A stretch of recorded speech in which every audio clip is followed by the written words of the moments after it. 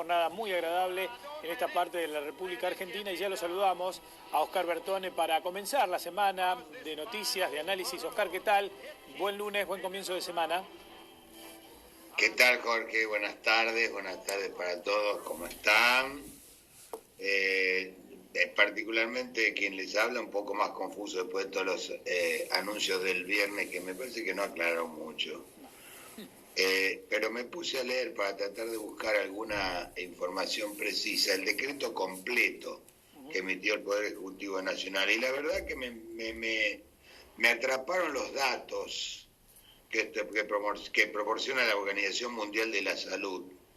Yo no sabía que el 48% de todos los casos nuevos que se están dando de coronavirus se están dando en América, desde Alaska hasta Tierra del Fuego, casi la mitad. No un chiste, ¿no?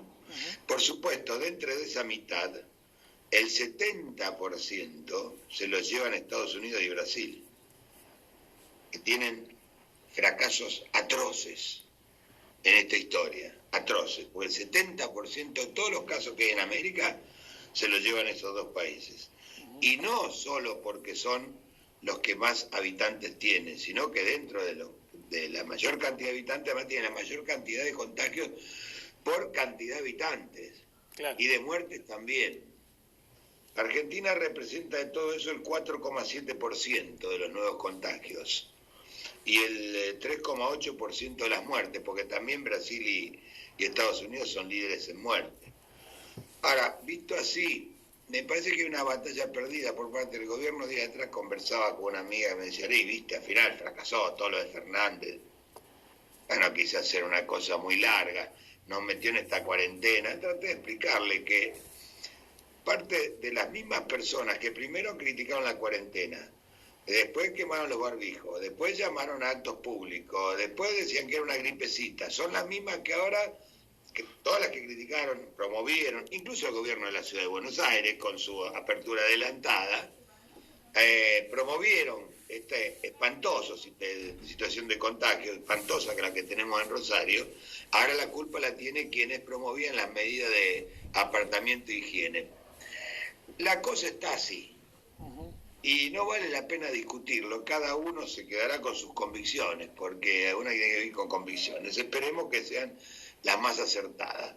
Por suerte, uno de los fantasmas, de los grandes fantasmas que distorsiona este tipo de discusiones, que se llama Donald Trump, parece que está llegando a su fin, y que probablemente después de noviembre, si no ocurre nada raro, porque en política, viste, es como el fútbol, los partidos hay que ganarlos, probablemente la discusión sea más racional. Ayer Twitter, está ahí en los títulos, lo reconvino por segunda vez y lo amenazó con borrar los Twitter por emitir publicidad, de alguna manera contenido engañoso, como decir que él está a salvo del coronavirus.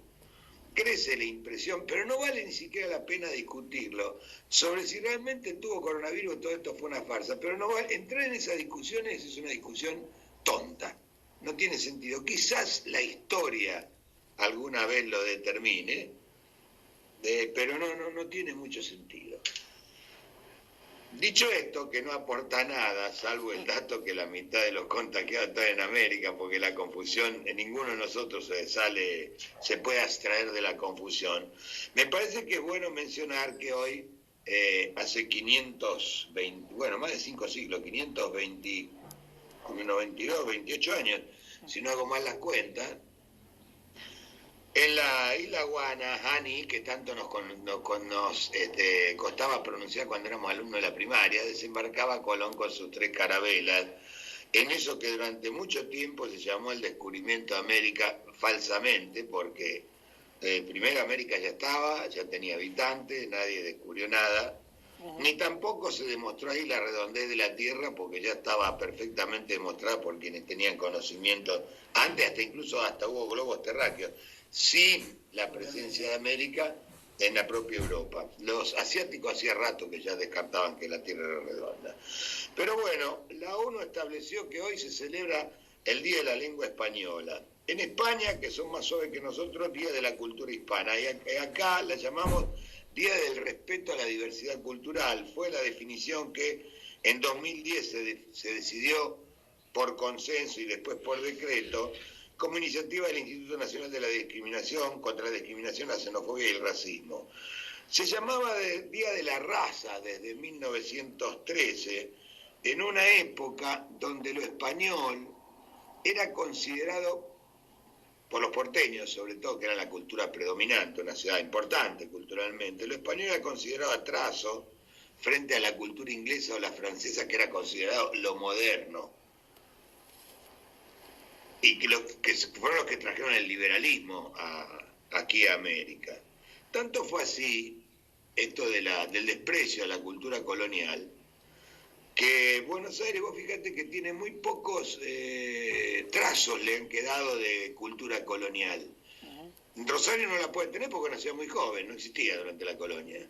Pero Córdoba, que sí existía, cuando vos caminas por Córdoba ves los trazos de la cultura colonial. O en muchos, Santiago del Estero, que fue una ciudad creadora de ciudades. Pero en Buenos Aires nada. Ahora, los porteños tiraron el agua sucia a la bañadera con el chico adentro, porque los españoles nos trajeron algo que es poderosísimo, que es el lenguaje español, sobre el cual se edificó nuestra cultura. O sea, no todo es tan despreciable. También en aquella época la celebración influyó mucho del Día de la Raza, la comunidad española, que tenía muchas asociaciones asistenciales, mutuales, financieras, culturales, de modo tal que fue Hipólito Yrigoyen el que declaró el 12 de octubre como fiesta nacional. Pero algo que yo no sabía, por suerte es bueno tener un historiador a quien consultar para este tipo de cosas, para no volasear. Nunca durante el gobierno de Yrigoyen se habló del Día de la Raza, fue el periodismo el que le puso el horrible título de Día de la Raza, pero no fue el gobierno. En España, mirá qué paradoja, fueron menos reaccionarios. En 1920, cuando la empezaron a celebrar, la empezaron a llamar Día de la Hispanidad. Eso de la Día de la Raza mucho no les gustaba. Lo que estamos viendo es una instalación, le diríamos ahora, ¿no? Sí, ahora sería una instalación. Pero era una demostración de la celebración hacia el año 1920 costeada por la colectividad española. Una intervención lumínica. Muy bien, Jorge. Una intervención lumínica. Raro porque no existía la luz de neón, pero bueno, no sé cómo lo habrán hecho. A lamparita pura. A lamparita pura. Bueno, hoy también es el Día de la Diversidad Cultural Americana, y la verdad que vale la pena, para no ser solamente una efeméride con datos que a uno le escapa, no quiero entrar en la discusión sobre lo malo, lo bueno, pero ya sabemos lo que significó para las culturas originarias la aparición de la cruz y la espada. Pero vale la pena para hablar del diálogo intercultural que tienen de los derechos humanos de los pueblos originarios con el fin de construir una sociedad más justa y más democrática. Esa es la discusión que nos debemos. Y del papel que juega el lenguaje, esa gran herencia que alguna vez cuando se hizo el Congreso de la Lengua acá fue tan bien significada por Carlos Fuentes. Esa gran herencia hispánica sobre cuya base la poderosa élite porteña armó una cultura, sus conocimientos, y la Argentina montó sus universidades, sacó sus premios Nobel. Todas esas cosas no se pueden tirar a la basura. Esta lengua es la que nos da la ventaja de entendernos y de formar alguna vez esta bendita patria grande. Bueno, al que no le gusta la palabra patria grande se la saco, me refiero a Latinoamérica. Borrémoslo, hablemos de algo real y muy reciente. Hablemos de la unidad económica latinoamericana, único destino posible que se vislumbra en este subcontinente y que tuvo un momento de ejecución, porque tampoco nos hagamos los tontos. Hubo una vez, y fue a principios del siglo XX, o sea, hace poco menos de 20 años, donde gracias a varios gobiernos progresistas en Latinoamérica se empezó a vislumbrar no solo la patria grande, sino, esto es lo que nadie puede negar por más que le den vueltitas, uno de los últimos periodos de proceso de progreso acelerado económico y de mejoramiento de las diferencias entre ricos y pobres en toda Latinoamérica. Porque eso es en última instancia lo que se quiere ocultar. Incluso cuando se habla de la drama en los gobiernos populistas, ¿qué drama? ¿Qué drama? ¿Ya nos olvidamos cuánto crecíamos hace 15 años? Al 5%, al 6%, según los países, pero todos creciendo aceleradamente y todos bajando el nivel de pobreza. Me parece que eso es un poquito lo que nos debemos en este día de la diversidad cultural que se celebra hoy, que no se puede dejar pasar, porque no se puede dejar pasar lo que somos. No reflexionar sobre nosotros es medio tonto. Y a propósito, no tiene mucha relación, pero sí la tiene. Ayer se murió Hugo Arana, un actor con cara de bueno. ¿Viste que hay gente que tiene cara de bueno? Qué sé yo, pues de Hugo Arana tiene cara de bueno. Rodolfo Rani tenía cara de duro. Claro. Pero Arana tenía cara de bueno, parece que era bueno, aparentemente por las reacciones que ha originado en el mundo de quienes lo conocieron.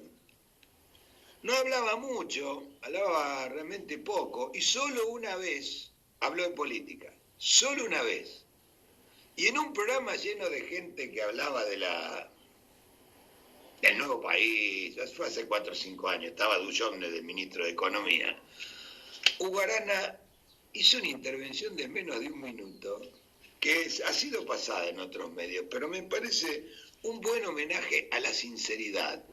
Fue la única vez que habló de economía, pero no habló de teoría y reconoció que, como muchos, él de esto no sabía. Pero así lo expresaba, en el lenguaje simple, de los tipos simples, y bueno, le daba una pequeña cátedra ante una mesa que había que bancársela estar ahí sentadito, ¿no? Veámoslo. A ver, mira, nosotros tenemos nuestra propuesta económica. O sea, no son Esper, no son Kicillof, para decirlo torpemente. Perdón, sí, Hugo. A mí siempre me pasó esto de la teoría del derrame. Me parece uno de los más graves insultos. Yo veo la imagen, estoy en mi casa comiendo y le digo al nenito de la calle, ven y sentate ahí. Y se van cayendo migas y puede comer. O espera que tire el resto de comida en el tacho y la basura, entonces a comer. Eso del derrame me parece una humillación, me parece una hijoputés profunda. De que alguien tiene que derramar para... ¿Qué es eso?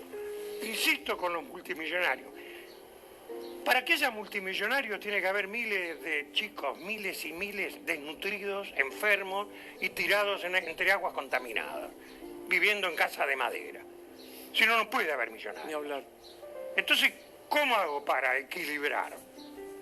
No lo veo, no entiendo nada, perdón, no me meto en una cosa técnica porque no entiendo. Ahora voy a ser indiscreto. ¿Le puedo preguntar su edad? 73. Y en los 73 años, en algún momento, sigue teniendo esperanza, porque lo sé un hombre con esperanza. ¿Cuándo sintió que arrancamos y vamos para el lugar de la mayoría? Tengo que decir que fue la única vez en mi vida que yo hablé de un gobierno públicamente fue con Kirchner. Que dije, no me acuerdo de un cable era. Me acuerdo, es la única vez, por eso me acuerdo. Dije, esto me parece un buen gobierno, al año, 2 años. El de Néstor. Y sí. Y digo, yo creo que hay que cuidarlo. Bueno, si no te gusta la última parte, sacala, pero eso es honestidad brutal. Eso es honestidad brutal. Yo decía, ¿tiene que ver o no tiene que ver con el Día de la Diversidad Cultural Latinoamericana? ¿Qué sé yo? Me parece que sí. Me parece que sí, porque desgraciadamente nos han criado y nos han metido desde chico incluso en la cabeza esta historia de las supuestas libertades y el supuesto progreso que significa el libre comercio y todo lo demás, y al final, en los periodos donde más razonablemente se ha vislumbrado un futuro, ha sido en los gobiernos que han sido ferozmente criticados por los sabios. Es el viejo fenómeno de la interculturalidad. Después vamos a ver en la parte económica qué está discutiendo el mundo y qué está discutiendo en la Argentina. O sea que el mundo está discutiendo un impuesto internacional a la riqueza. La OCDE, no el grupo de Lima, la OCDE, a la riqueza de las nuevas compañías de medios digitales que son transnacionales y que juegan para un lado y para el otro. Bueno, el mundo está discutiendo eso. Y nosotros también estamos discutiendo el libre comercio. ¿Qué querés que te diga? Seguimos.